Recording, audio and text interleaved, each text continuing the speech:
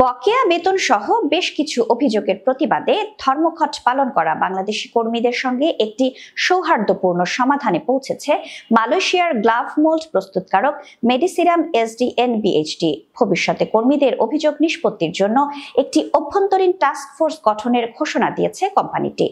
এই task force কর্মীদের নিয়ে গঠিত একটি কমিটির সঙ্গে যুক্ত থাকবে। বিস্তারিত ডেস্ক রিপোর্টে।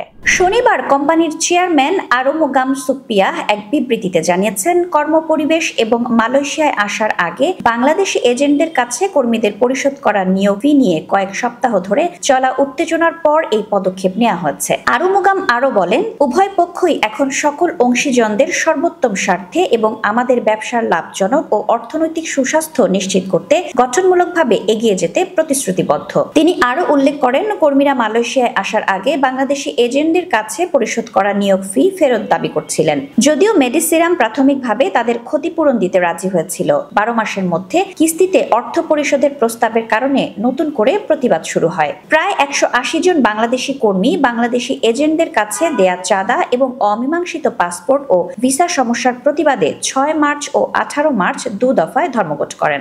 আরুমুগাম জানান, কোম্পানি এখন প্রত্যেক কর্মীকে 8 মাসের মধ্যে 22,500 রিঙ্গিত পরিশোধ করতে সম্মত হয়েছে, যদিও মালয়েশিয়ার আইন অনুযায়ী এটি বাধ্যতামূলক নয়। তিনি আরো বলেন, কর্মীরা সামাজিক যোগাযোগ মাধ্যম ও সংবাদ মাধ্যমে অভিযোগ জানানোর পরিবর্তে ইনহাউস টাস্ক ফোর্সের মাধ্যমে তাদের কাজের ও জীবনযাত্রার অবস্থার বিষয়ে যে কোনো অভিযোগ উত্থাপন করতে সম্মত হয়েছে, যাতে গঠনমূলক আলোচনা এবং সময়োপযোগী সমাধান নিশ্চিত করা যায়। এদিকে প্রতিকূল পরিস্থিতিতে কোম্পানি এবং বাংলাদেশি কর্মীদের মধ্যে সংলাপের সুযোগ করে দেওয়ার জন্য অভিবাসী অধিকার কর্মী অ্যান্ডি হলকে ধন্যবাদ জানিয়েছেন আরুমুগাম। তিনি স্বীকার করেছেন, গত সপ্তাহে কিছু উত্তপ্ত বাক্য বিনিময় হয়েছে এবং কোম্পানি এই বিরোধ জুড়ে কিছু ব্যক্তির অনুপযুক্ত কাজ পর্যবেক্ষণ করেছে বলে আমরা মনে করি। তবে আমরা আমাদের নিজস্ব কর্মীদের সঙ্গে শুরুতেই এই পরিস্থিতি কার্যকরভাবে পরিচালনা করতে আমাদের নিজস্ব ত্রুটিগুলো বিনীতভাবে মেনে নিচ্ছি।